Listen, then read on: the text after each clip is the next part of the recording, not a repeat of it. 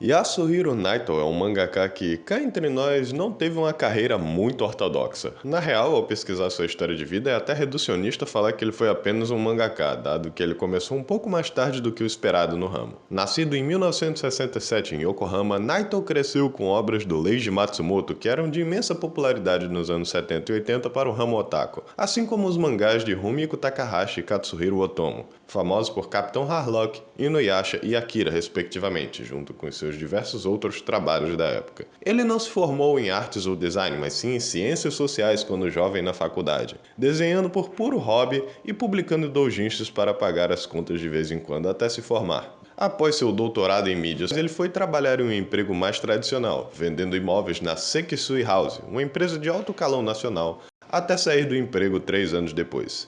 Foi então que, aos 26, finalmente decidiu largar o trabalho por não conseguir se enxergar na posição de seu chefe e estar satisfeito. Vendo que seus últimos anos como jovem adulto estavam chegando, ele decidiu tomar o risco e seguir seus sonhos como designer e ilustrador, com seu primeiro grande trabalho sendo o mangá oficial de Samurai Shodown em 1995. Ver essa entrevista do Naito falando em retrospectiva de sua conclusão de seu passado não como jovem, mas já como adulto, chega a ser bem reconfortante. Ver que nem sempre um autor de sucesso tem um caminho feito na sua frente ou planejado, mas o encontra durante o processo de vida, mesmo que para alguns pareça um pouco tardio. Não só aprendemos isso, como podemos também ver que artistas sempre influenciam artistas, sejam de formatos diferentes, sejam de formatos similares. Mais importante talvez é saber que Naito é um gamer. Curto jogar, jogo muito bem, já zerei várias vezes no difícil, hein? Tendo muito respeito pela mídia por não só ser designer em mais outro jogo da franquia, como também sendo o artista principal para o clássico cult do PS2 e sua segunda propriedade intelectual de sucesso, Gungrave, que chegou a ter uma série de anime, inclusive. E vocês aí nesse papo que não tem anime bom de videogames. Em 2003 isso aqui já estava botando o Adi Shankar para ali mamar. Mas o que alavancou Naito para o sucesso não foi Gungrave. Não, foi a adaptação do seu mangá feito entre 95 a 97 que recebeu uma adaptação fenomenal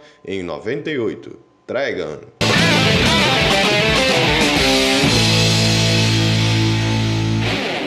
Eu digo que Trigun foi feito entre 95 e 97, mas na real esse mangá foi cancelado por motivos externos. A revista no qual Naito estava publicando, Shonen Captain, foi cancelada junto com todas as obras que estavam em publicação ali, mas com sorte ele conseguiu resumir a história no mesmo ano em outra revista conhecida como Young King Hours, na qual continuaria a obra até seu fim em 2007 com o nome Trigun Maximum. Dado essa informação, o anime, que nunca teve sequência, adaptou a história em seus gloriosos 26 episódios, obviamente tendo uma conclusão e desenvolvimento que divergem do material do quadrinista, e com um anime licenciado pela Crunchyroll em 2023 que também reimagina toda a história da franquia. Acompanhar e ver o valor das 3 encarnações diferentes de Trigun me fez apreciar o valor na liberdade criativa que pode ter-se quando abandona-se a ideia de canonicidade como lei. Não é porque uma obra tem uma discussão do que é canon ou não que esse adjetivo arbitrário automaticamente invalida a qualidade do que foi feito. Afinal, você acha que estamos falando de quê? Dragon Ball? Visões podem manter-se fiéis desde que os conceitos principais da obra não sejam deturpados,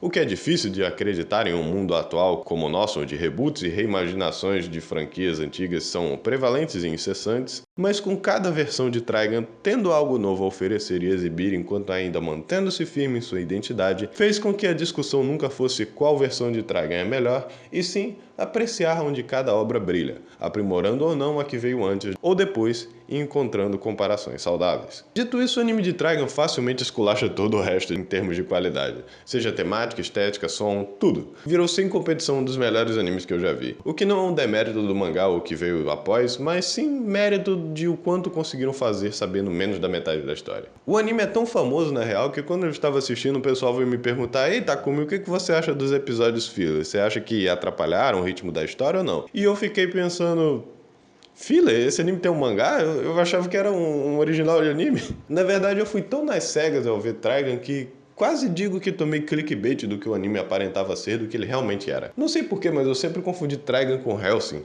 algo sobre um cara fortão de óculos, capa vermelha e que usava armas para lidar com malfeitores, me fez pensar que os dois tinham vibes similares, quando suas similaridades na real são meramente estéticas. Engraçado que Hellsing e Trigun são as duas publicações mais famosas da Young King Hours.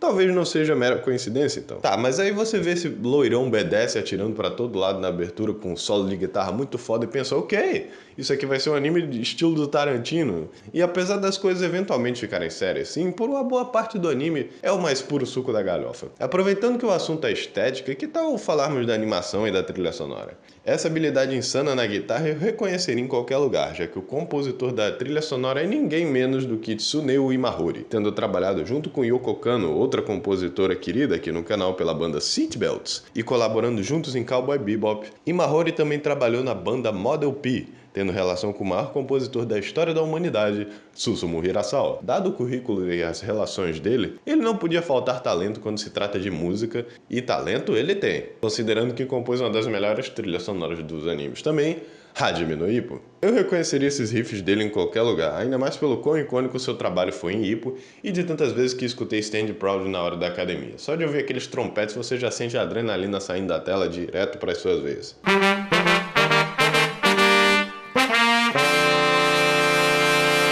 Em Trigun temos uma ambientação um pouco mais de faroeste, steampunk talvez. Elementos futuristas em uma obra que ainda usa tecnologia mista do que parece uma cidade do sertão nordestino. Então ainda temos muitas trilhas pacíficas e contemplativas soltas na obra, mas também quando precisamos subir a energia, espere os solos de guitarra misturando prog e blues para fazer um som bastante caótico e psicodélico.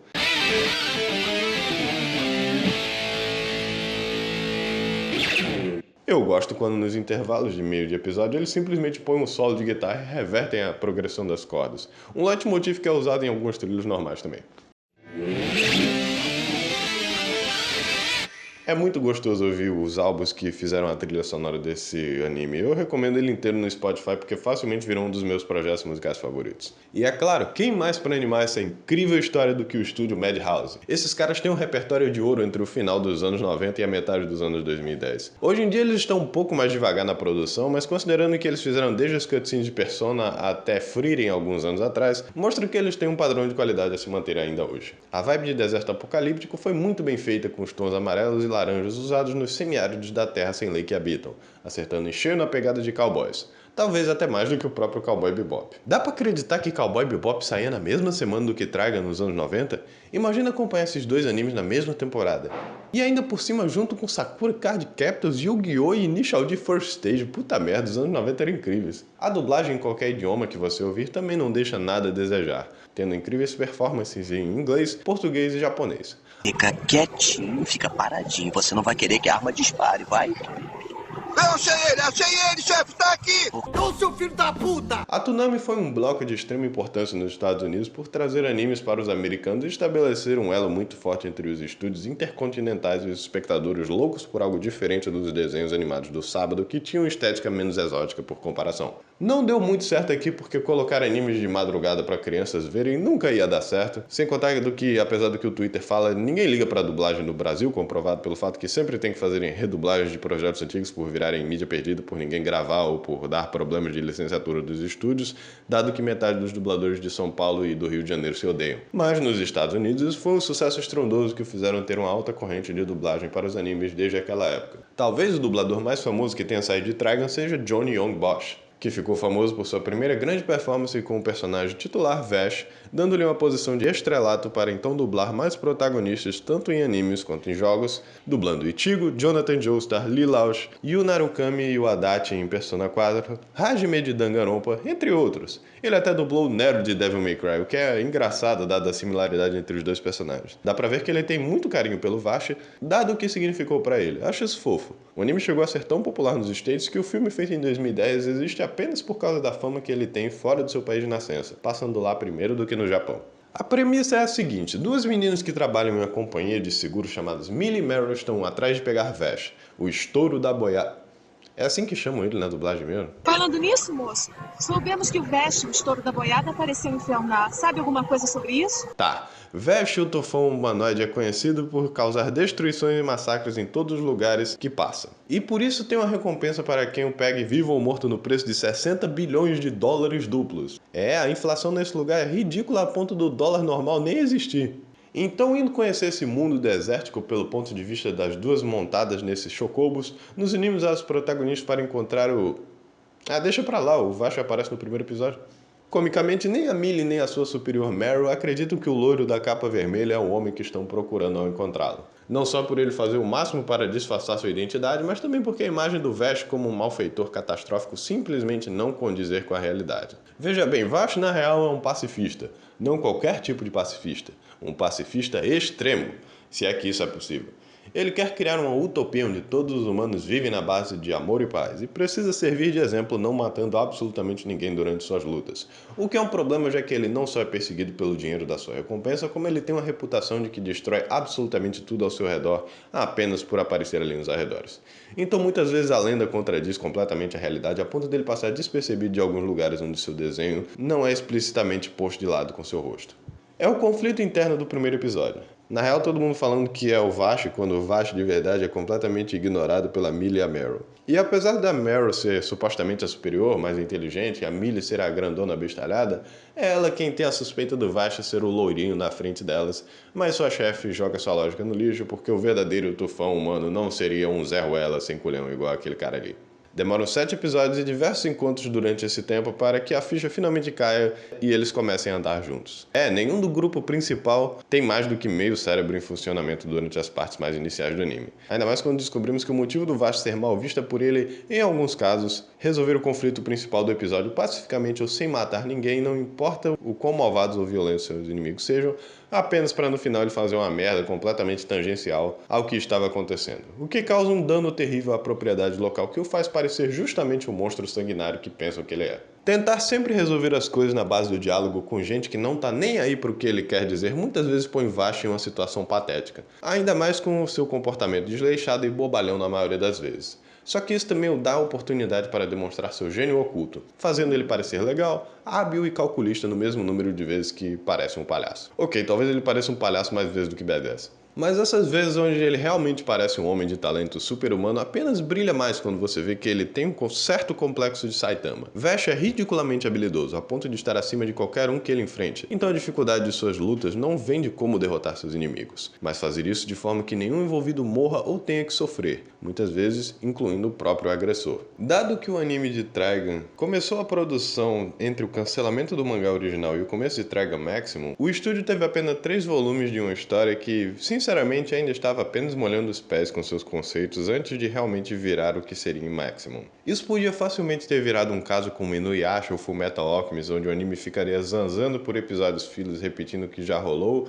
ou até ir em uma direção completamente diferente do cânone por não terem o que se basear, mas Naito compensou seu tempo livre sem publicações para se envolver diretamente no anime, dando dicas e dizendo mais ou menos o caminhar da história que ele só terminaria 9 anos depois. O que não acontece muitas vezes na indústria, ainda mais quando se sabe que não terá uma temporada seguinte. Não que Trigun tenha um mangá longo, no total são 14 volumes e 120 e poucos capítulos, mas dado que tinham 20 capítulos de material para adaptar, muito ficou no papel. As diferenças vêm não do Steph não compreender o material, mas do mais provável que Naito reformulou as ideias que tinha durante o processo em algumas conversas com seus editores. Afinal, todo mundo tem ideias, mas saber abandoná-las ou transformá-las em algo de forma que fique mais coeso é a habilidade que faz um artista e escritor valer mais do que um cara que só sabe jogar ideias no ar sem elaborar nada. Millie e Meryl, por exemplo, são duas personagens que já estão no mangá, mas que pelo ritmo do anime ter um perigo relativamente baixo em suas aventuras, elas são personagens bem mais presentes aqui do que nos quadrinhos. Eu gosto muito do episódio onde elas têm que resolver tudo sem a ajuda do Vash, e a Meryl precisa fazer um tiro absurdamente preciso para impedir que uma bola gigante esmague a porra toda, não pergunte, e acaba que o Vash estava lá o tempo todo só para ter certeza que elas estavam seguras e acerta o tiro no negócio sem ninguém saber, só para não estragar o grande momento dela. O cara realmente tem um coração de ouro. Nas duas versões de Trigun temos esse gato tosco precursor da Neko Arc, mas em todo episódio do anime ele aparece como uma espécie de piada. Eu sempre vi o episódio com minha irmã me perguntando quando, aonde ou como iam colocar ele ali de forma completamente aleatória. E quando ele chegava a gente comemorava igual dois imbecis como se fosse a coisa mais foda do mundo. Acho engraçado quando pagam um dublador pra chegar no estúdio, miar e ir embora. Essa porra deve ser o trabalho mais divertido do mundo. Quem foi que dublou esse gato fudido? Caralho, não é que ela tem currículo? Nas duas adaptações temos Nicholas de Wolfwood, talvez o único personagem que bata de frente com o Vash em termos de o quão foda ele é. Um pastor misterioso que veio de uma terra distante para manter o olho em Vash, encontrando ele acidentalmente enquanto morto de sede no deserto. O D significa Sei lá, ele deve ser o filho perdido do Goldie Roger. Apesar dele ser pastor, ele não tem medo nenhum de matar quem está no seu caminho. E para simbolizar isso, sua arma, o punidor, é uma cruz que ele carrega nas costas, que também serve como a porra de uma metralhadora e um lança-foguetes. Isso aqui é a aura que você não vê nem no filme do Clint Eastwood. Mas justamente por ele ir contra o famoso mandamento de não deverás matar, ele bate cabeça constantemente com Vash quando precisam se juntar para resolver os problemas do episódio. Mas eles vão em direções diferentes na história por causa disso. Às vezes até se separando por vários episódios. E é claro, apesar da história parecer episódica por natureza, eventualmente as coisas esquentam com o conflito principal. Um grupo chamado os Gung-Ho Guns estão ameaçando Vash e qualquer um que impeça seus planos misteriosos com suas habilidades super-humanas. O seu superior legato tendo interesse especial em Vash por conhecê-lo através do seu verdadeiro líder que estava se recuperando do seu último duelo mortal com o nosso protagonista, Million Knives. Esse é o nome dele, caso você ainda tenha dúvida que ele é um cara hardcore, o nome do vilão principal é 1 milhão de facas. Queriam que esse moleque fosse genocida logo no cartório. Falando em cartório, a Irmandade acaba virando um dos temas principais do anime de Trigun, assim como o pacifismo, o que nos dá identidade comparado a quem é criado na mesma época e forma que nós, mas exibe um comportamento inteiramente diferente de que o nosso, sem explicação alguma para nos satisfazer. Há algumas coisas no anime que são bastante vagas, dado que nem o Naito havia elaborado conceitos como a origem do Vash, porque o Knives o odeia, e é aí onde finalmente vemos as divergências. Dado os sóis e luas diferentes que vemos em órbita quando mostram o céu, é claro que nós não estamos no planeta Terra. Temos gigantes e criações de metal que estão distantes do que chamaríamos de comum, sem contar uma lâmpada gigante que funciona como uma fonte de energia desse mundo, na qual Vash consegue manipular por motivos desconhecidos. E dado que a maioria dos episódios se resume a besterol, pode dar uma certa impaciência ao telespectador ter tantas perguntas no ar e nenhuma resposta dada. Não foi algo que afetou a minha experiência, eu estava dividido entre o Vash é muito palhaço e o Vash é muito foda para reclamar de qualquer demora, então pelo menos o fator de entretenimento está sempre entregue. Irmandade foi a palavra que eu escolhi porque, na real, Vash e Knives são irmãos, graças a um projeto que fez a humanidade migrar da Terra para colonizar outros planetas. Alguns tripulantes, por causa disso, ficaram acordados enquanto o resto fica em animação suspensa sendo monitorados. Ham Saverin é a figura materna dos dois garotos aparentemente criados ali em uma espécie de colônia que simula a vida na Terra e os ecossistemas que poderão encontrar em outros lugares. Após uns maus tratos recebidos por um dos tripulantes, Knives recebe a crença de que é natural o mais forte oprimir o mais fraco usando a violência. E dado que eles são forma de vidas alienígenas com potencial de força infinitamente superior ao nosso, Knives toma a aranha devorando a borboleta na teia como exemplo do que fazer, mostrando que era da sua natureza matar e destruir, enquanto Vash, ao lembrar dos ensinamentos de Ham, torna-se o oposto de Knives, que lentamente mata um por um dos tripulantes até culminar na sabotagem do plano de colonização, destruindo a nave com vários humanos sendo mortos ao entrarem em colisão com o planeta deserto. Ham consegue salvar Knives e Vash ao colocá-los numa cápsula de escape sem saber quem foi o culpado, dando sua vida no processo, enquanto Knives promete matar todos os humanos sobreviventes do planeta. Vash, apesar de ter a mesma capacidade de força do seu irmão, não é alguém propenso à violência, preferindo reprimi-lo verbalmente, isso quando só não o acompanhando em silêncio. Mas após seu convívio com ele por anos sem ver mudança alguma, Knives começa a provocá-lo para finalmente começar a matar, porque no fundo não há ninguém para resistir contra seus esforços e está procurando um poder maior para se opor. É aí que o Trai de Trigun aparece. Além de suas duas pistolas, o braço direito de Vash é um canhão extremamente poderoso, que com um tiro conseguiu obliterar Knives junto com a cidade na qual eles estavam. Nosso herói obviamente carrega um grande trauma com isso, ainda mais porque as últimas palavras da Aren foram pedindo para que Vash cuidasse de Knives para eles viverem num mundo de paz e amor que ela tanto queria. Então, em forma de honrar seu legado, torna-se o guardião da Terra apesar de sua reputação já ter ido para o buraco, dedicando sua vida por décadas em manter a paz no planeta, até Knives aparecerem um século depois do ocorrido. Não se enganem pela aparência jovial dele não, rapaziada. Vash tem mais de 100 anos, dado esse paralelo de serem imortais, irmão gêmeo do mal, armas e anjos. Sabe, eu não estaria surpreso se Trigun fosse inspiração direta para Devil May Cry. Vash assim se torna talvez o único caso da mensagem de pacifismo absoluto no qual eu acho plausível de se ter. E mais importante ainda, um dos únicos no qual eu acho razoável e bem escrito como filosofia de vida. Olha, eu sempre achei pacifismo uma filosofia utópica e muitas vezes completamente desconectada da realidade. Talvez porque todos os arquétipos de personagens pacifistas que já vi vi em mídia se resume a tolos ingênuos que eventualmente amadurecem e aceitam que matar em alguns casos é justificado como uma forma de amadurecimento, ou personagens que são alecrins dourados no qual a história se contorce igual um pretzel para compensar a moral dúbia dos bonecos através do protagonista ou forçando a suspensão de descrença para dizer: tá vendo? Havia uma forma de não matar o inimigo. Poupá-lo foi a decisão certa no final. Isso para não contar os exemplos da vida real que, quando não são hipócritas, são refutados por um calibre 38 jogando anos de ideologia no buraco. Parece muito bonito se abdicar de violência e dizer que nenhuma pessoa deve morrer pelas mãos de outra, mas qualquer virtude que se pode ter na teoria desaparece na prática quando entendemos como a consciência humana funciona. Sim, eu irei usar Vinland Saga de exemplo de pacifismo mal implementado, porque a série finalmente acabou e eu posso usar isso como desculpa para reclamar das minhas frustrações com essa obra desde que acabou o arco da Fazenda. Tá tudo bem você se identificar com o pacifismo de forma individual, minimizar a violência o máximo possível, aprender educação emocional, meditação, aplicar autodefesa ou justiça coerciva em diferentes aspectos da sua vida para melhorar a qualidade da mesma. Não achem que eu tô vindo aqui para falar que, se você tem instintos violentos, você não deve reprimi-los em instância alguma e matar a primeira pessoa na sua frente para descontar sua raiva. É por isso que eu acho que a compreensão do personagem do Thorfinn, até por onde o anime adaptou, funciona e é compreensível apesar de muitas pessoas estarem notando a mudança de tom na série que fez muitos abandonarem o navio. Aonde eu não concordo, e acho que Thorfinn falhou e Vashti sucedeu, foi em me convencer da sua sólida moral e na tentativa de impor o pacifismo no próximo e criar um mundo em torno dele. Eu acho que todo mundo aqui é grandinho para entender que a violência e a raiva é um instinto natural do ser humano, certo? É impossível tirar essa vontade da gente porque a gente veio do macaco, um animal perverso. Vocês sabiam que ele joga o cocô nas pessoas como sinal de desrespeito? Devíamos voltar a fazer isso, meio shed. Enfim, de um ponto de vista moral, é difícil dizer que matar é errado ou uma ação má em si, quando no contexto evolutivo e da natureza, matar foi em termos literais e figurados como vivemos uma vida de mínimo conforto como a de hoje. Foram milhares de anos matando os animais para sobreviver, ou em algumas gerações até nós mesmos para estabelecermos algum senso de ordem em nossas comunidades. Gostaríamos de fingir que somos melhores que os animais e mais avançados intelectualmente, mas isso faz a gente mais benevolente que os outros bichos mesmo? Quando um gato mata um pombo e coloca ele na porta do dono para mostrar lealdade, ele está sendo cruel e perverso? Devemos punir o gato por isso? Claro que não, ele só está seguindo o instinto dele porque ele foi ensinado por gerações para caçar como uma forma de exercício mesmo quando ele não precisa se alimentar. É claro que você pode argumentar que o ser humano não precisa mais matar para viver em paz ou que matamos demais, o que de novo na teoria parece plausível, mas na prática, olha o mundo em que vivemos. Saia um pouco da casa ou ligue a TV ou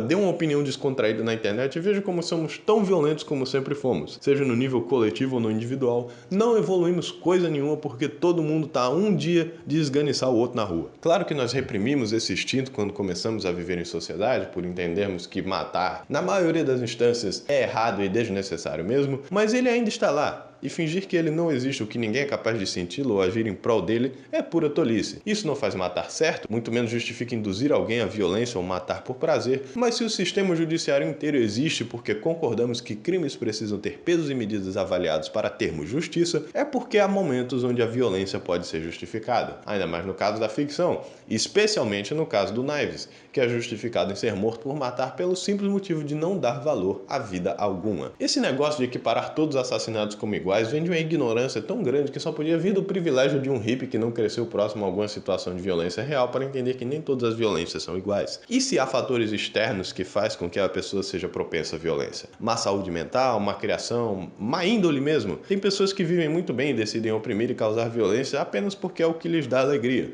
O que fazemos com pessoas assim em um mundo onde não se pode usar violência? Porque essas pessoas vão continuar existindo. E com pacifistas julgando todas as violências do mundo como más através de semântica barata de charlatão, como não temos inimigos, é ser complacente com a violência de forma até mais cruel do que apenas matar um malfeitor antes dele sequer fazer alguma coisa. Não dá para ser pacifista e dar 500 segundas chances para as pessoas que já admitiram que não querem se reformar para depois fingir decepção quando elas não agem igual a você. Há uma possibilidade delas mudarem sim, mas isso tem que vir delas, não de você ou das 500 segundas oportunidades que a vida dá para elas. Sim, você tem inimigos. Inimigos que não são convencidos por palavras. Eu preciso lembrar que o nazismo não foi derrotado na base do diálogo. As pessoas não nascem suas inimigas, mas elas podem se tornar da mesma forma que ninguém nasce mal, mas pode se tornar e desejar mal para você. E se proteger os outros ou a si mesmo a ponto de ter que retaliar batendo em alguém para que a pessoa entenda que você não vai deixar isso acontecer significa que você é mal? Tenha fé no seu mal mesmo. O bullying para na maioria dos casos quando você revida. É melhor dar uma de Ozzy Osbourne e fingir ser o demônio na terra por ter alguma característica repreensível repreensiva exagerada do que negar que há mal algum sequer em você.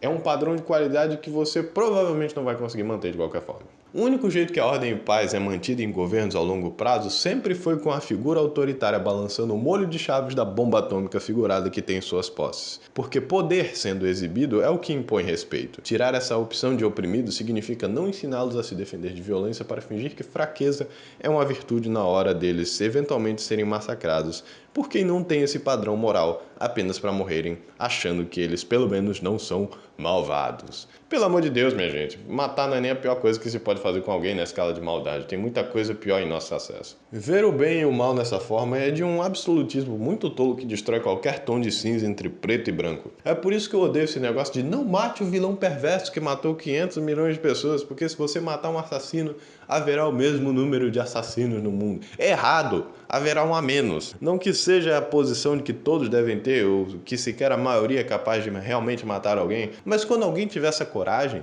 ela de forma alguma deve ser reprimida por usar seus instintos violentos, porque psicopatas são os únicos que machucam sem discriminação. E você ou para eles na base da força, ou deixa eles livres para sempre por não puni-los. Talvez isso seja perturbado por si só precisarmos de tanta violência para manter a ordem, e o tanto de inocentes que morrem por dia realmente é repreensível e podia ser em escala muito menor. Mas no que ensinar as pessoas a não lutarem e achar que tudo se resolve no diálogo nas montanhas, com um colar de flores cantando Imagine resolve? Nada! Isso é propaganda hippie de um cara que batia na esposa sem talento e racista. Não caia nessa. Vinland Saga sabe disso. Thorfinn só é capaz de levar 100 socos na cara e manter essa fachada do pacifismo ter pernas fortes porque ele é um personagem super-humano em níveis de força que consegue aguentar todo esse dano. Se fosse um pacifista comum, ele apagaria no segundo soco. E ao invés de usar isso como prova que a autoridade precisa exibir da força para manter a paz, ele vai criar Vinland achando que não trazer armas vai dar certo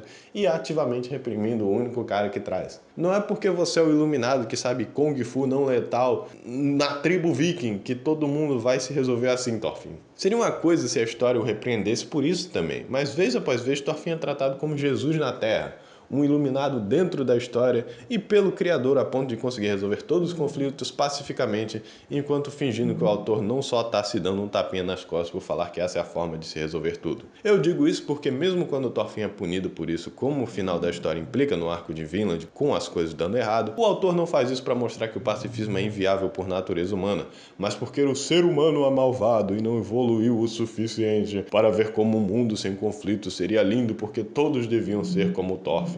Isso vem de um autor que fala em suas conclusões de volume como ele odeia e para seus filhos moleques de brincar de espadinha por achar isso glorificar violência. Acorda, cara, em que mundo isso é normal? Ainda mais um milênio atrás, no período dos homens vikings, onde os caras faziam músicas falando alegremente sobre o quão divertido era matar os inimigos deles. Mas no momento que você aponta isso como crítica da história, você é deturpado como você não entendeu Vinland Saga, o Thorfinn já matou o suficiente, o ciclo de violência que nem existe iria se perpetuar, você não acredita em redenção das pessoas, você quer que ele volte a ser um brutamonte psicopata. Sabe, se tudo que está entre matar 0 pessoas e matar uma cacetada de pessoas para você é a sua primeira vítima, e fazer isso vai mudar completamente a sua moral a ponto de você virar um serial killer em qualquer instância, talvez você não seja essa boa pessoa que você finge que é. Como se o Yukimura estivesse tentando fazer a história coerente a algum nível com o da época. Com certeza em 1100 e pouco tinha gente da paz que resistia às barbaridades daquele tempo, mas isso já concordamos com o tempo que era violência exagerada. A gente não precisa de alguém que rejeita a cultura deles como um todo para nos contar isso. Yukimura é o mesmo cara que pulou o arco da Constantinopla, que era de extrema importância do plot para empurrar seu viés progressista colocando uma personagem trans na obra.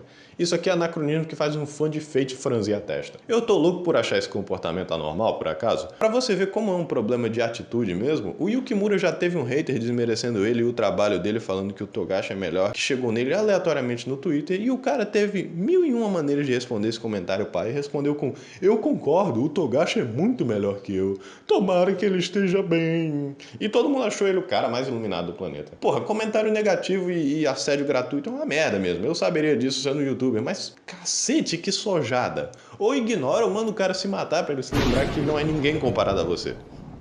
Ok, talvez eu tenha instintos um pouco mais agressivos que a maioria das pessoas, mas eles são justificáveis. Pelo menos eu não dou uma de monge budista e fico paz e amor, gente, não tem inimigos. Eu acredito no bem dele quando tem um cara do meu lado que tá falando absurdos tipo: pode estuprar!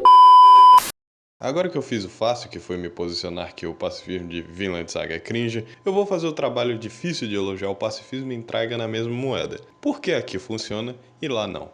Muito simples. Contraste. Quando expondo um ponto de vista, seja ele seu ou na própria arte, escrevendo o personagem e sua ideologia, tenha certeza que você está sempre vendo em 360 graus, posicionando seu argumento e defendendo de todo ponto de vista possível ao prever o que pode ser dito contra ele.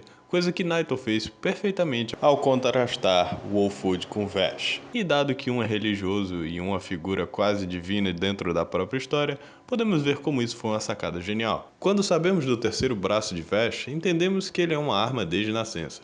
Uma arma que, quando ativada por Knives, tem a capacidade de obliterar não só cidades, como o próprio planeta no qual eles estão. E dado como a primeira visão que ele teve da morte foi de ver o que o Knives era capaz, assim como a lenta realização de que deixar Knives vivo após aquilo que causou milhares de mortes indiretas, Vash tem a compreensão de que matar é errado, mas porque ele está mais perto de um super-homem do que de um Thorfinn. É injusto ele usar do poder absurdo dele para comandar a humanidade ao seu favor. Ela precisa chegar na conclusão que ele chegou sozinha, o que é impossível dado que figuras benevolentes em seu mundo simplesmente não têm o poder que ele tem, com seu único igual indo contra tudo que ele acredita. Mesmo em pequenas escalas, Vash vê seu trauma com a perda de Eren em toda a microagressão que presencia, tendo que implorar de joelhos em muitas instâncias para que, com a humilhação do que esteja fazendo, seja o bastante para dissuadir as pessoas a não matarem.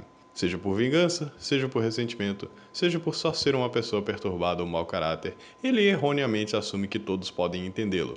Mas isso vem de pensar que se ele tem tanta dificuldade em matar seres que, por comparação a ele, seria como pisotear formigas, ele não consegue se ver se perdoando matando um humano se fosse um, ainda mais quando era sua missão os protegê-los como uma figura maior. É por ele ser imortal que ele justamente possui uma compreensão de como a vida é valiosa em sua finitude para os humanos.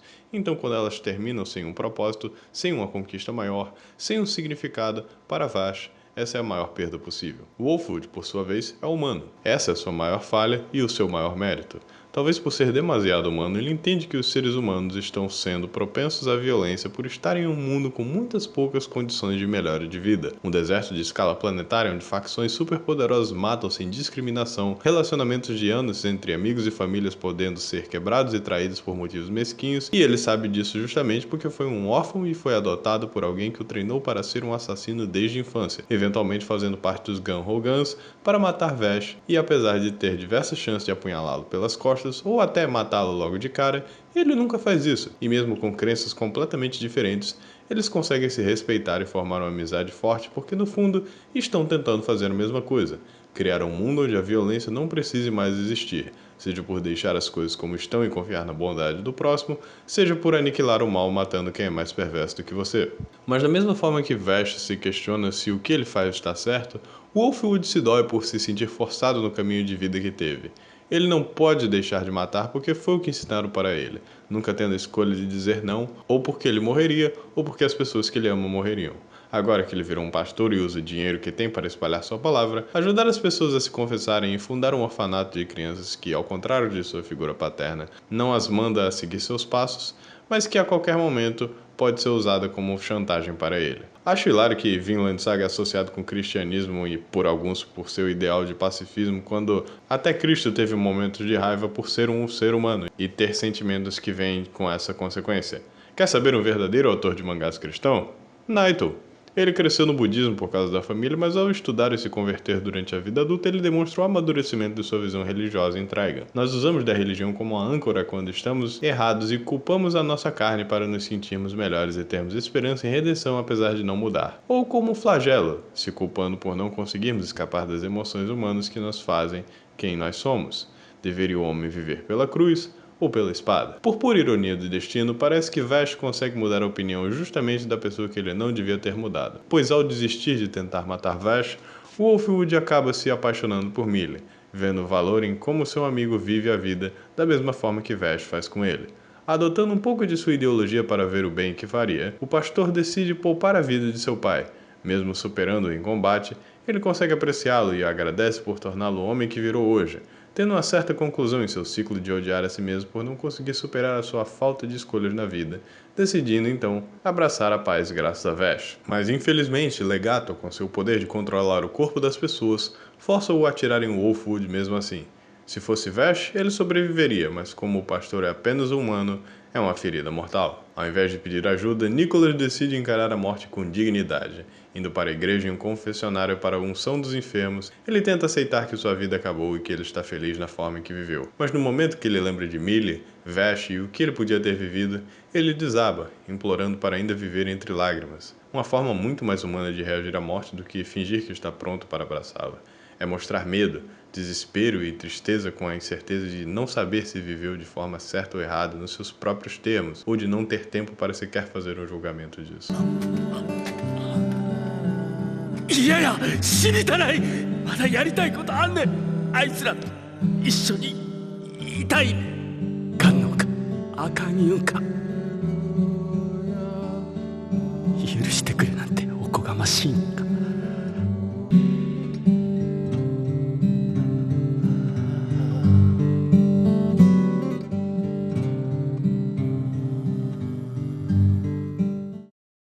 E a parte mais irônica disso tudo, Wolfwood adota a filosofia da paz de Vash por um momento e morre. Vash adota a filosofia de violência de Wolfwood e vive para contar a história. Quando ele se dá conta que o Wolfwood matava, mas ainda sentia a dor e o peso de tirar vidas, ele ainda acha que está fazendo o correto. Mas que diferença faz não matar os Gunhogans agora, se Legato ou Knives os matariam logo depois? Mesmo se for pelo princípio, Legato não negocia, sendo um maluco suicida que prefere morrer apenas para causar dano psicológico por Vash trair suas crenças. Ele o põe entre a panela e o fogo, deixando Millie e Meryl de refém até Vash eventualmente matá-lo.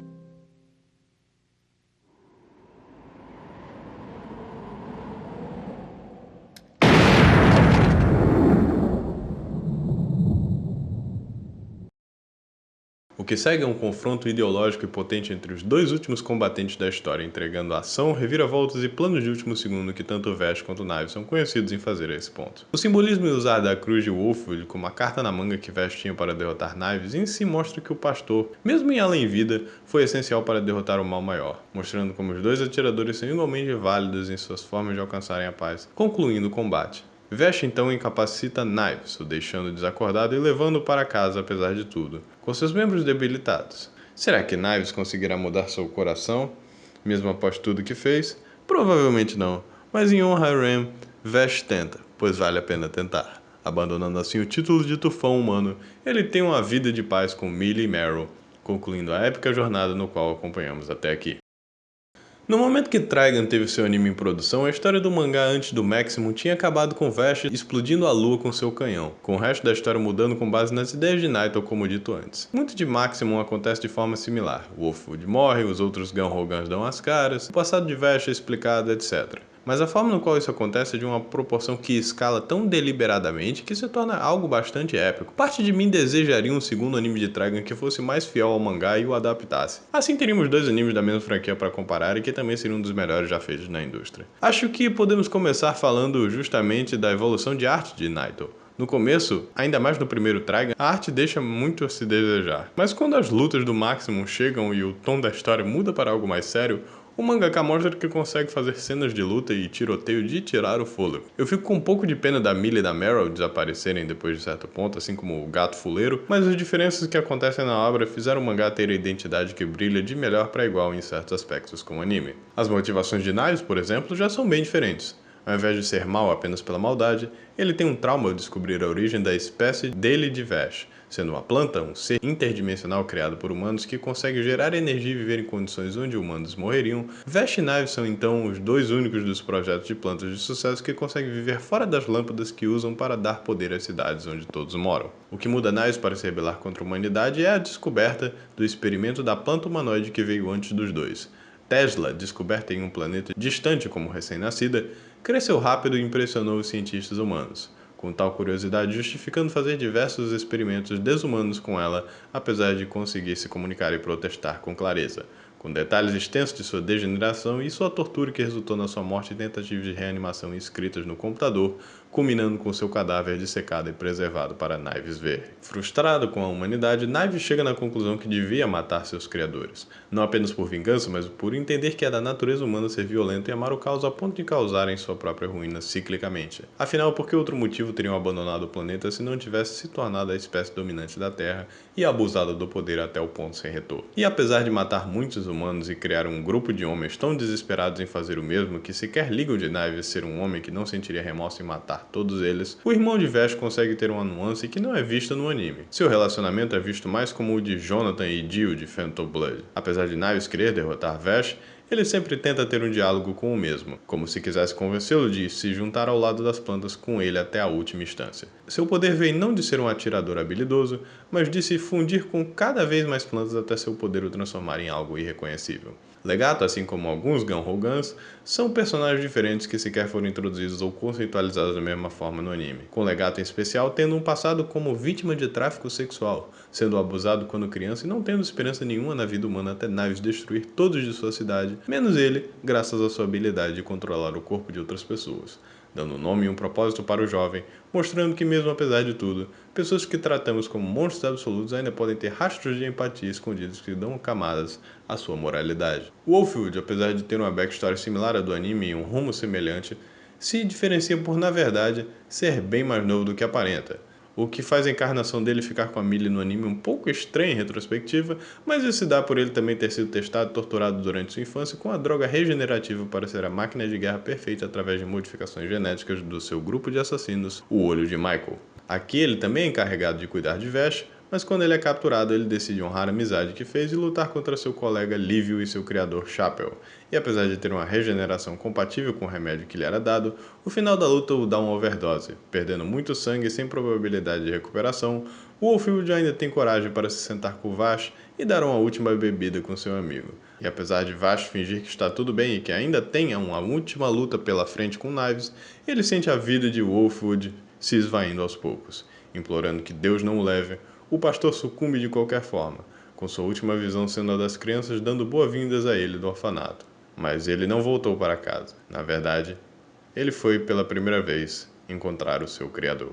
Mesmo para quem já tinha visto ele morrer, colocá-lo nesse contexto, nessa falsa ilusão de que ele talvez sobreviva por ter aguentado a luta até o final, nossa, é de fazer chorar de qualquer forma. Ainda mais quando o Vash sequer fala para Millie e Meryl que o Wolfwood morreu, preferindo mentir que ele estava vivo e vivendo em paz após tudo isso ter terminado. O mangá tem algumas coisas que não gosto, principalmente o tom, que pula de comédia para sério em momentos inoportunos, sem contar que Livio sobreviver sendo quem matou o Wolfwood apenas para ser justificado em seu alter ego e virar um aliado de Vash nunca me colou muito bem, mas o final ainda consegue ser bem satisfatório, com Knives sendo derrotado e Vash provando-se o verdadeiro anjo da guarda da Terra graças a Rem.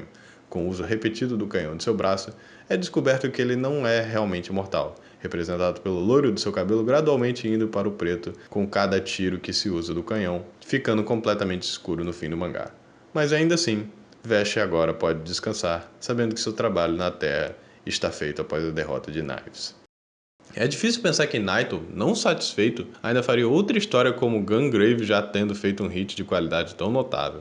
Há rumores que Gungrave só existe graças a ter vindo de um jogo de Trigun que mudou de conceito em meados de 2004 para o PS2, já que tal jogo nunca veio a ser lançado. Após isso, só ficou a vontade de ver um novo Trigun ou algo que adaptasse a história de Maximum. Imagina se isso acontecesse.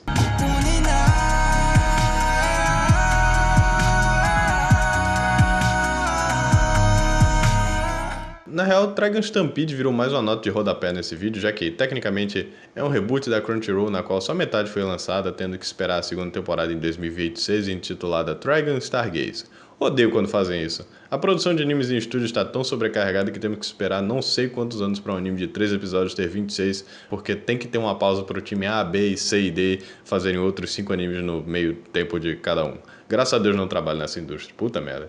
Talvez eu faça um follow-up a esse vídeo quando sair, não sei. 1000 likes nesse vídeo e irá acontecer um review de Trigun Stargaze.